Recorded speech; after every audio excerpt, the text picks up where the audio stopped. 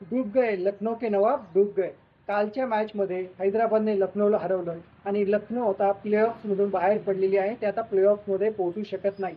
आणि SRHने सुद्धा हम तो डुबेंगे सनम पर तुम्हें भी ले डुबेंगे अशा पद्धतीने लखनौला प्लेऑफ्समधून बाहेर केलेलं आहे. कालच्या मॅचमध्ये लखनौने पहिले बॅटिंग केली आणि पहिले बॅटिंग करून त्यांनी 20 ओव्हर्समध्ये 205 रन 205 रन्स केले होते. आता याच्यामध्ये रिषभ पंत नेहमीचप्रमाणे प्रत्येक मॅचसारखा तो याच्यामध्ये फ्लॉप झाला. जे रन्स केले होते ते मिशेल मार्शने केले 65 रन्स, त्याच्यानंतर एडन माक्रमने केले 61 रन्स आणि मग केले पुरनने 45 रन्स. रिषभ पंत तर फ्लॉप झाला होता. आणि हे जे 205 रनचं टार्गेट होतं ते SRHने 18.2 म्हणजे 18.2 ओव्हर्समध्येच पूर्ण केलं. आता SRHकडून अभिषेक शर्माने चांगलंच धुतलं. त्याने 20 बॉल्समध्ये 60 रन्स केले. 20 बॉल्समध्ये 60 रन्स केले.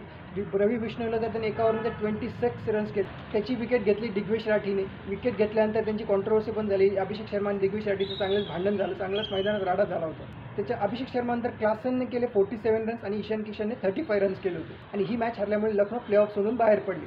आता या आधीच्या सीझन्समध्ये जेव्हाही लखनौने 200 रन्स केले होते तेव्हा ते कधीही मॅच हरले नव्हते. पण या सीझनमध्ये आता ते दोन वेळेस त्यांनी 200 रन कंप्लीट केले, पण तरीही ते 2 वेळेस मॅच हरलेले आहेत.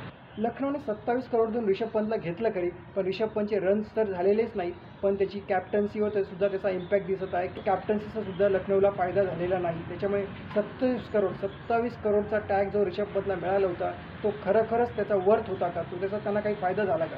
3 टीम तर ऑलरेडी प्लेऑफ्समध्ये पोहोचलेल्या आहेत. आता चौथी टीमचं फक्त जागा बाकी आहे. त्याच्यामध्ये सगळ्यात जास्त चान्सेस मुंबई इंडियन्सचे आहेत. तसं दिल्लीसुद्धा आहे, पण दिल्लीपेक्षा जास्त चान्सेस मुंबई इंडियन्सचे आहेत. तुम्हाला काय वाटतं कोणती टीम चौथी टीम कोणती असेल जी प्लेऑफ्समध्ये पोहोचू शकते? कमेंटमध्ये नक्की सांगा. मित्रांनो, चॅनलला नवीन असाल तर सबस्क्राईब नक्की करा आणि व्हिडिओला लाईक करा, शेअर करा.